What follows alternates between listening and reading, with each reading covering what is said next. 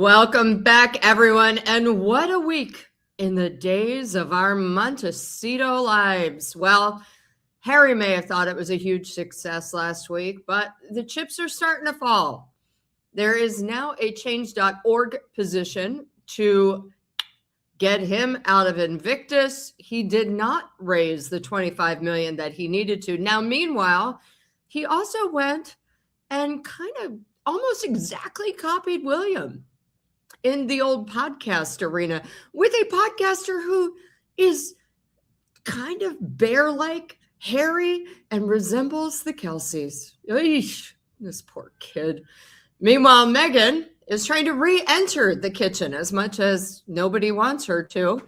We've got the Emmy scandal because just how in the hell did a show that rated 17% on Rotten Tomatoes get nominated for a daytime Emmy? Don't worry, we're going to tell you. Yep. And then, of course, we've got Brand Sussex on life support. And to break it all down with me, my brother from another mother, it is my Tom. Hi, honey. Hi, Tommy. Hey, babe. How's it going? Oh, you know, it's the same old in the land of Sussex mania. It's bizarre. Now, I know that last week you actually did stop by Birmingham, and that was a good job. It was amazing for just to see what the Invictus Mania event was about. And I hope that everybody watched your videos, and you were very kind about how it is an important event for veterans. And the thing is that many wounded warriors do need a team. They need to feel part of something again. And I really felt you did a great job at that, by the way, just pointing out the disparity of how this is such a good idea and people need it, but is Harry the right person to lead it? And you know, we're going to get into this right now because right now there is a change.org petition,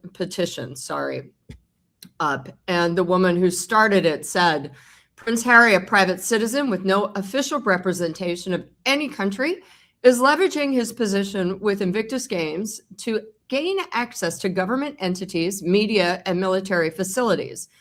His involvement raises significant concerns as he manipulates the event founded to support injured veterans for his personal gain and media exposure.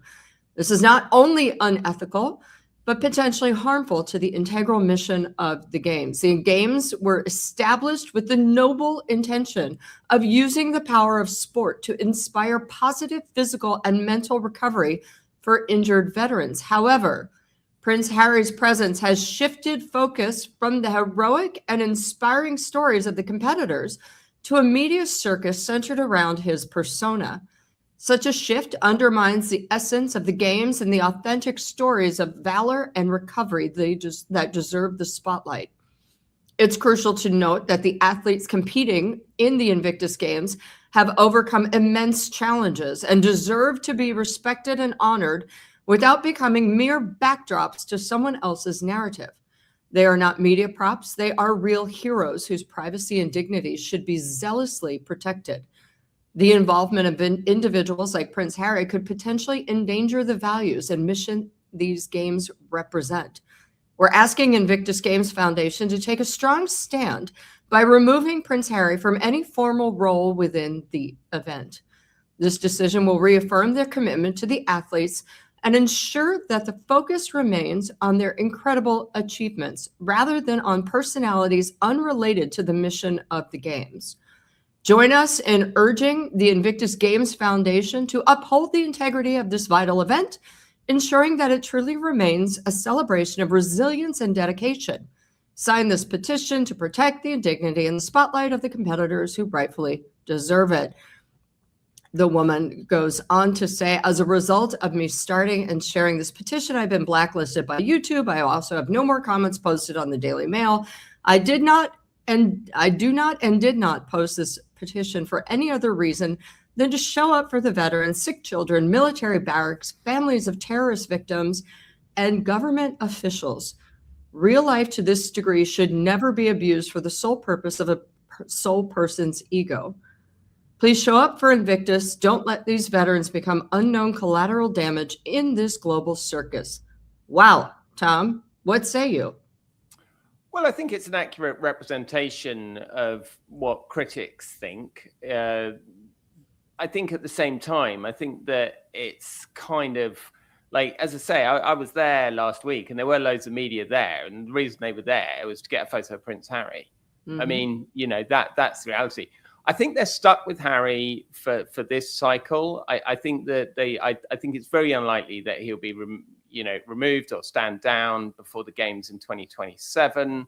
I think it would probably be a huge distraction for the organization because it would just become a massive story in itself.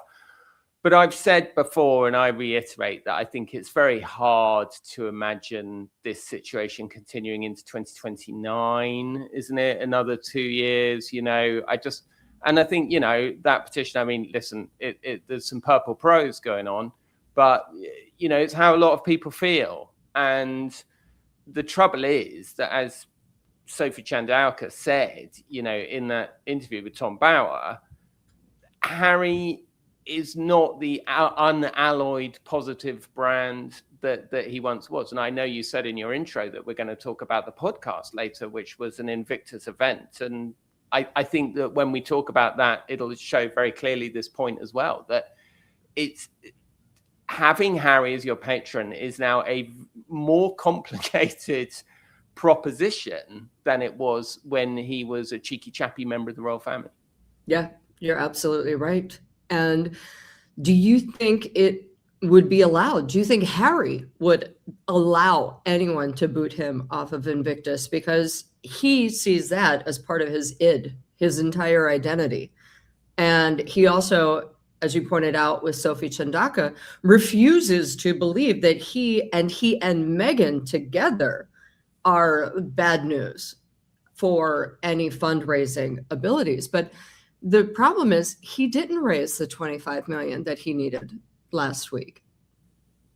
Well, I think they'll have a fight on their hands to get rid of him. I think he's made it clear, you know, through what happened with Centre Palate, that he considers these charities that he was instrumental in founding to be his personal fiefdom, and that's half of the problem. I think we'll have to wait and see what happens. I think that ultimately, I think that now the focus for all of them is the 2027 games. I don't think that there's any advantage to be had from removing Harry from those games now. But as I say, I don't also see how this situation can persist into 2029. Do you think, because I have heard from several people in Birmingham and around it, that if Harry does not raise the money, the games may actually be postponed. And if they're postponed, they'll be canceled. What do you think? No, I don't, because there's too much. There's the train's in motion, the train's on the track. The British government have already committed £25 million to it. They are going to happen. They may be less lavish if they don't get enough sponsorship, but they're definitely happening next year. It would be, at this stage, it would be more expensive to cancel them than it would be to have them. And do you think Meghan helped by not showing up to the Invictus event last week?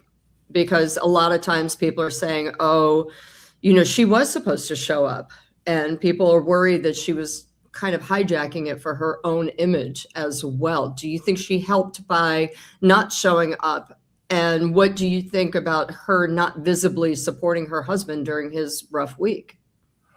I think it was a huge silver lining for the games that she didn't turn up, because it kept the focus on the games, and it kept the focus, you know, and when you're there, you know, obviously you're in the bubble and everyone's enthusiastic and they'll think it's great and blah, blah, blah, blah, blah.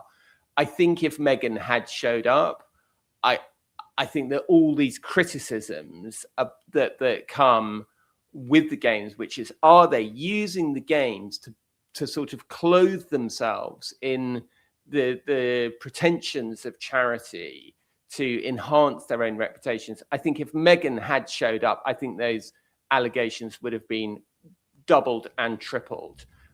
So I think there was a huge silver lining in the fact that she wasn't there, and that hasn't been visible actually all week. I actually tend to agree with you. You know, there's a lot been made, and I actually made it as well. I did, to be fair. I said, gosh, if I was married and my husband was having the worst week of his life, would I not be there? No, I would have been there, but I would have thought maybe hiding in the car so he could have a shoulder to lean on or something like that. He did look pretty miserable the first couple of weeks before he met Pa. You know, you'd have definitely been there for Doug. If Doug was having a tough week, you'd have been there for him. Yes, you're right. Look, I think any brand expert on the world would have said to Meghan, do you know what? Maybe don't go and stand next to a guy who's just lost 87-0. But the reality is that it did look a bit harsh. But I think in terms of what Harry said, there would have been no advantage in having her alongside him. Just not from a moral point of view, just from a branding point of view. I think if Harry, had been prepared to take a completely different attitude and stand up and say, I'm very disappointed, but I respect the opinion of the court and I love my wife and thank God I've got my beautiful family. I think that would have been really, really different. But if the message you're giving is to everybody, then what's the point in her being there really just to, I don't know. So I thought, frankly, that they were incredibly lucky in a way that they kind of cancelled her appearance.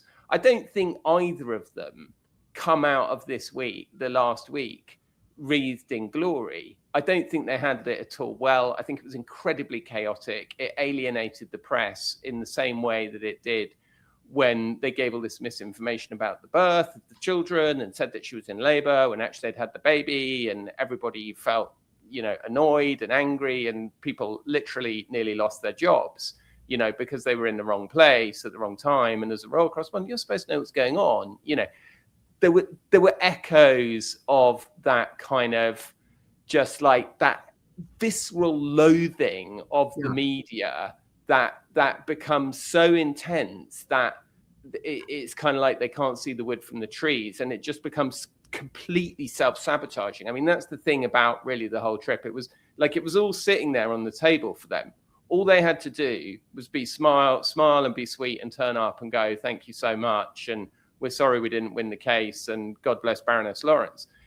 And instead it was like they smashed everything off the table in a fit of temper. But then Charles gave them a massive Hail Mary by agreeing to see them at the end of the week. And like you and I and people who watch this channel will know the detail of that Daily Mail case and will know the detail of the Invictus Games. But for most people just getting their news on their Facebook, the headline is Harry and Meghan and the kids went to see the King. Yeah, it's so unfortunate, to treat. It's almost like the most toxic friend ever, right? I hate you till I need you. That's how they treat the media. And God bless, they still don't understand why people are suspicious. So let's get into the next bit, which is him copying William. And on July 3rd, Prince William showed up on a pre-recorded podcast with the Kelce brothers. It was amazing. They're both kind of hairy. They're both really lovable. And it was a great event. People really liked it. He showed up. He was a good sport. It was just nice. 10 days later, Harry shows up on Joe Marler. We'll See You Now. I put it back to back just because it's the job titles. Let's watch it and we'll discuss. Today is the 6'3" prince from London, England. That's right, the president of the English Football Association, the vice-royal patron of the Welsh Rugby Union, the Duke of Cambridge, the Duke of Cornwall, the Lord of the Isles, Prince of Great Stewart of Scotland, Earl of Chester, and the Prince of Wales. Ladies and presenters, please welcome His Royal Highness Prince William! That is quite an intro, guys. Amazing. We had to do it big for you. Had to do it big.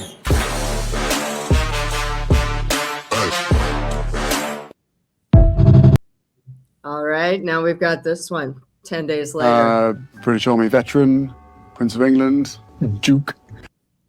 Name. Henry Charles Albert David, Duke of Sussex. It's a long one. Yeah. All right, Jake.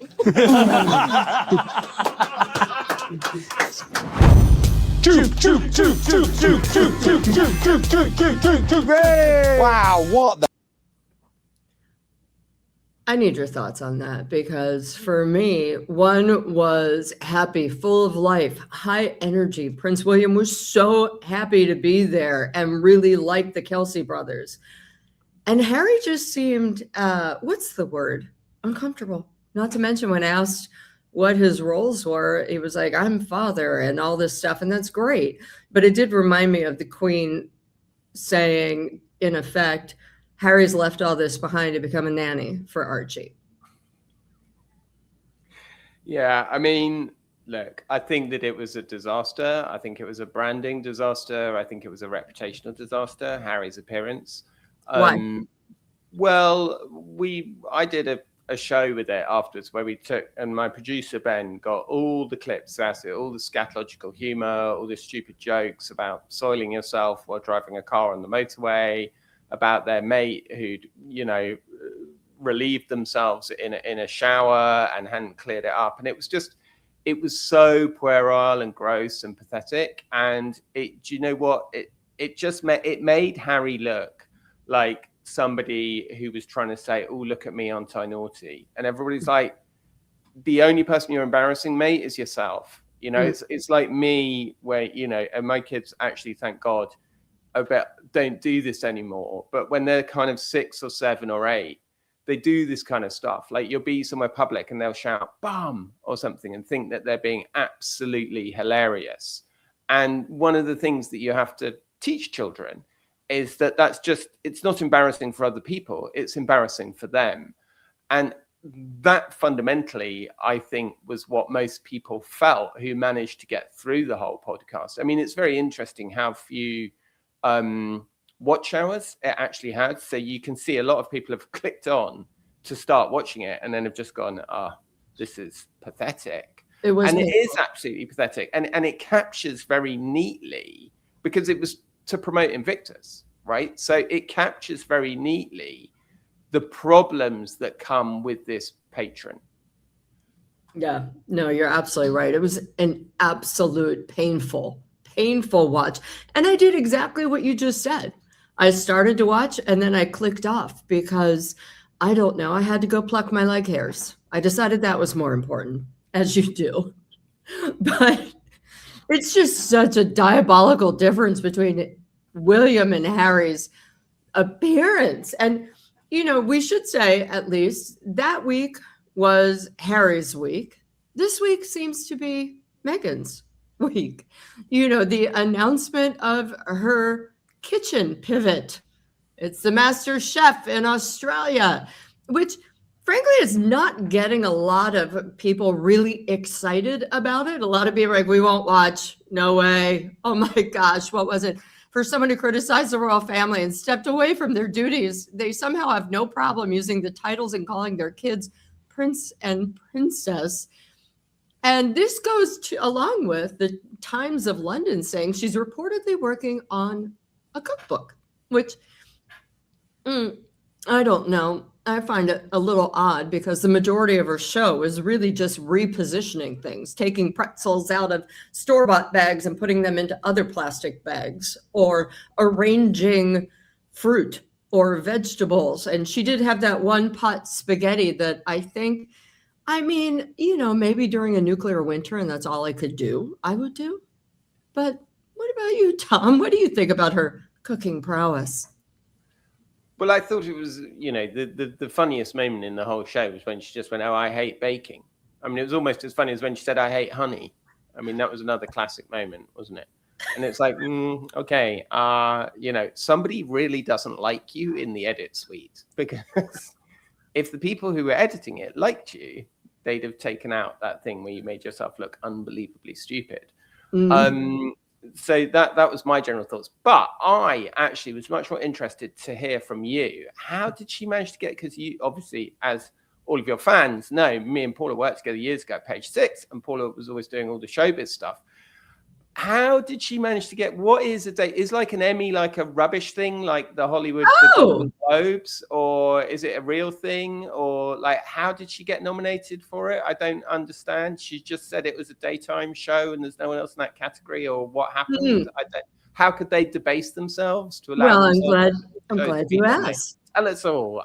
That's why I'm really here to hear this. Because I did write this one piece for News Nation, aka my day job, and how celebrities use awards for damage control, and how if you just submit, first of all, the submission process is $400, a little write-up and you have to do it for multiple categories.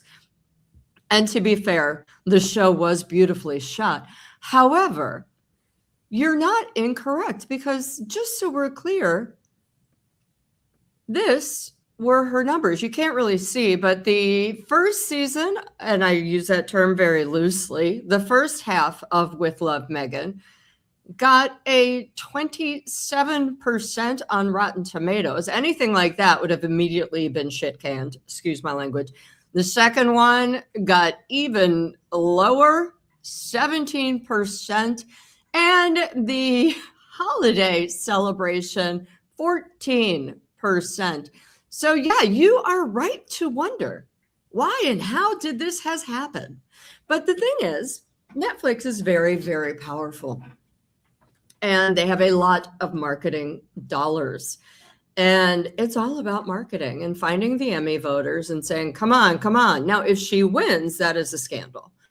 However, to be fair, a couple years ago, Kourtney and Kim Kardashian Take Miami were also up for an Emmy. So it's not necessarily about how good it is. It used to be. You and I know this. It used to be a lot more august. Right now, the Emmys are about, can we get someone to watch? Right. Anyone, please?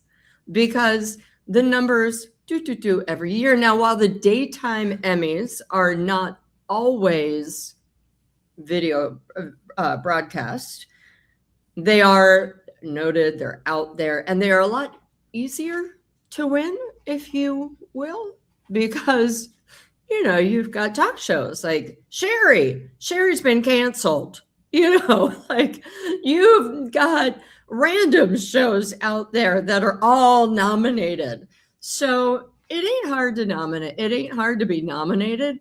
It's a little more difficult to win depending on how many marketing dollars you put behind it. But you're not wrong to be like, wow, this has ruined the Emmy brand. It's almost as if the Emmys have been Sussexed. I suppose also, I mean, what struck me about it is, and obviously I don't, and it's interesting he talks. So, are there two Emmy awards? Is there the Emmys and the daytime Emmys? Are they a separate award ceremony? Yes, they are. Right. So, the Emmys, the Emmys, are the big time awards that we all used to be like, oh my God, it won an Emmy. Now it's, they won an Emmy. Daytime Which her father won an Emmy for lighting. What did? Did not Thomas Markle win an Emmy for lighting General Hospital? He did, in fact. He did. He won a daytime Emmy. So the daytime Emmys were family tradition. Like father, like daughter, I suppose, but not that she'll ever thank him. It would be interesting if she won, if she would thank her father who showed her the business and brought her into the business and actually won an award that probably was on his mantle that she looked at covetously for years. That would be fascinating. But yeah, I think we know the answer to that one, which would be probably not. Back to herself. Okay. So can I ask you one other thing? Like, how can there be a daytime Emmys when everything's streaming? Exactly. By the way, 100%. So it was supposed to be for daytime shows like soap operas or talk shows. So apparently Meghan's show was a talk show.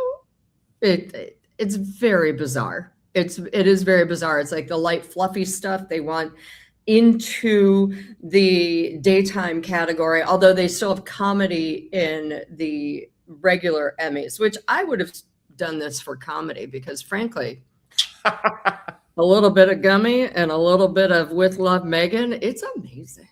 But it's funny, isn't it? Because it's like basically saying back in the old days when there was a functioning network TV system, I think this show would have been great at 11:30 in the morning when only people who are in institutions would have been able to watch it. Sorry. Yes. It's basically what it's saying, isn't it? It's like, this is a terrible show that might have just got screened at 11 o'clock in the morning. You are not wrong, but it also does show you how there aren't really any TV critics anymore. There are some publications that have TV critics, but it's mostly fan based. You even look at movies these days, they're not even putting it out to critics. They're putting it out to influencers and letting that word spread that way. Nobody actually wants a critic. And granted, nobody loves a critic, but at the same time, we all need a critic, you know? So that is, yeah. So for everyone out there, I'm talking to Eliza Licht tomorrow on exactly how this Emmy abomination happened. So check in tomorrow at 10:30, and we will have a deep dive into this Emmy disaster and all the answers that I didn't have for Tom, because Eliza has them. Now, meanwhile, Tom, what do you think in general this did for brand Sussex the last 2 weeks? Now, granted, they've been a little quiet this week. However, you know, Meghan's now like, I'm up for an Emmy. What do you think has done to their brand? Because for me, I don't know where they go from here, except for maybe try to hose another trip back to England in September. Well, that's already being floated. So, yeah, I mean, it looks like they're coming back in September for the Well The Child whole thing. family? Well, that's the rumor that, you know, the objections about, oh, they can't come out of school have all magically disappeared. I honestly think that the king made a massive mistake agreeing to meet them. And I've been pretty frank about that on my Substack and on my YouTube. Because I think that it handed them a massive, massive victory. And I think it's the opposite of what his heir wants, you know, Prince William wants. And I think Prince William's been pretty decent to his father. He hasn't asked for a great deal over the past 20 years. He's gone along with Project Queen Camilla, you know, which I'm sure personally he wasn't completely crazy about, having had his mother sobbing on his shoulder and promising to give her HRH back and all of that kind of stuff. But he went along with it for, you know, the good of his father and the good of the institution. He's never really asked for anything from his father other than just to keep Harry and Andrew away from the institution. And, you know, Charles spent the first 2 years of his reign trying to bring Andrew back, bringing him to every blooming church service under the sun. You know, and as I've reported on my Substack, I mean, friends of William just said, you know, it's crazy, and they're just really concerned that he's making the same mistake all over again with Harry, and he is. And I think that ultimately this week is the fact that Harry got in to see Charles is an absolute triumph for Harry and Meghan. I don't think anyone could have expected the king would give them an audience and give them such an honor. I think it's an absolute triumph for them, and I think they're probably delighted with themselves. They've completely repudiated all of the terms of the Sandringham Summit. They've completely repudiated the terms of Brexit. They've gone out. They've done half in, half out. They've posed as royals. They've pretended to be royals. They've done royal adjacent stuff while doing their own terrible commercial propositions. And they've now been welcomed back into the royal family by the king. And I'm afraid the thing is, Paula, what people have to understand is that as much as you may not like it, that there's a difference between what you like and what's actually happening in front of your eyes. And if you care to use your eyes and look what is happening in front of your eyes, this, you know, and it was said at the time, there was a thing in the Times, wasn't there? This is the first, every journey of 1,000 steps begins with a step, or some nonsense like that. Well, it's not the first step. It's far from the first step. The first step was last summer when Liam Maguire and Meredith Maines met Tobin Andre at the Royal Overseas Club. That was the first step.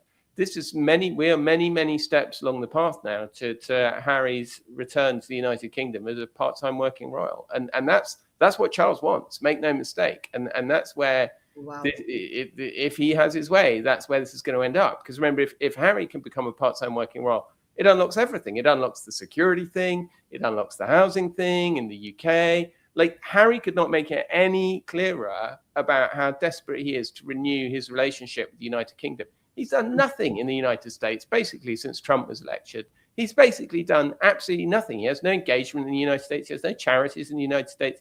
He has no profile in the United States. He has no business in the United States. And every photo he posts of his kids, they're wearing England shirts. And he's writing essays saying, I may currently live in California. You know, well, the implication is pretty clear. You don't say, I may currently be married to my wife. You know, do you know what I mean? It's like, it's like he wants to come back to the United Kingdom. The king wants him to come back to the United Kingdom. The only person who doesn't want it is Prince William and the entire population of the United Kingdom. But other than that, you know, the king, he pulled it off with Camilla, didn't he? And I think he thinks that he can pull it off with Harry as well. That's a really good analogy. He pulled it off with Camilla. He can pull it off with Harry. And it's also interesting too, because, you know, Harry, when he said, I will always be the son of a king, I will always be a part of the royal family. And then, of course, King Charles lets it slip via the papers. Blood is blood. So they're even echoing each other in a way. It's going to be, I mean, the next 5 years, assuming that Charles lives, you know, and I've heard really good stuff about his cancer treatment. I mean, the next 5 years are going to make the last 5 years look like the teddy bear's picnic, because if this all actually starts to happen, because you see what basically happened was when Charles said that he had cancer, all of the power went to William. So William was able to like run the show and say, this is what we're doing. Because obviously, if you work in that kind of organization, you're thinking about what's coming next, right? You're planning for what's coming next. You're trying to align.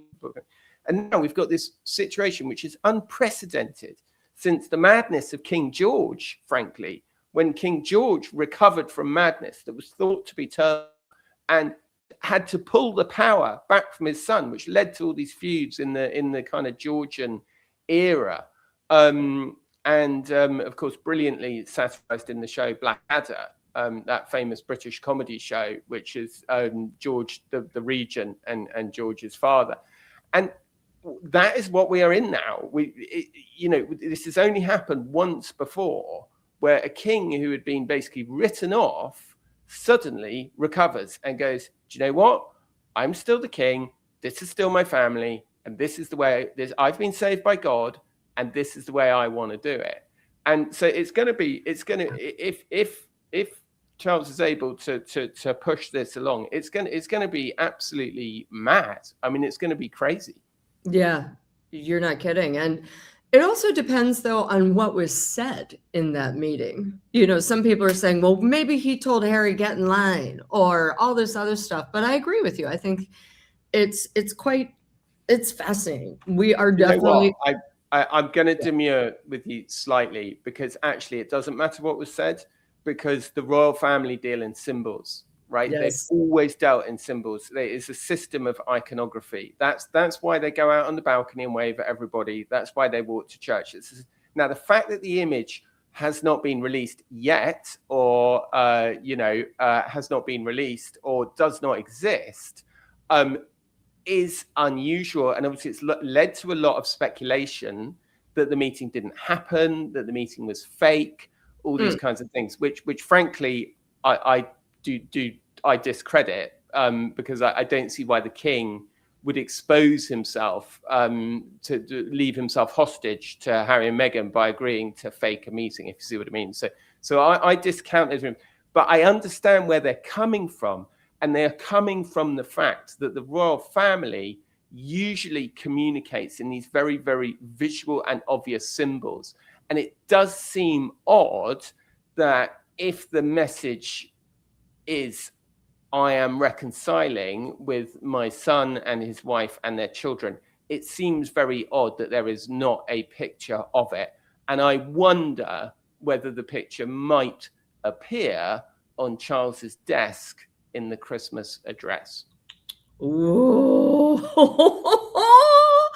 I'm popping the popcorn for that one. Tom Sykes, thank you so much. Now, way backstage, I'll be with you in a hot minute. I appreciate you. Thank you, everyone. If you have not subscribed to The Royalist on YouTube and Substack, do so right now because you will And may I learn. make one plug, which is Yes, that please.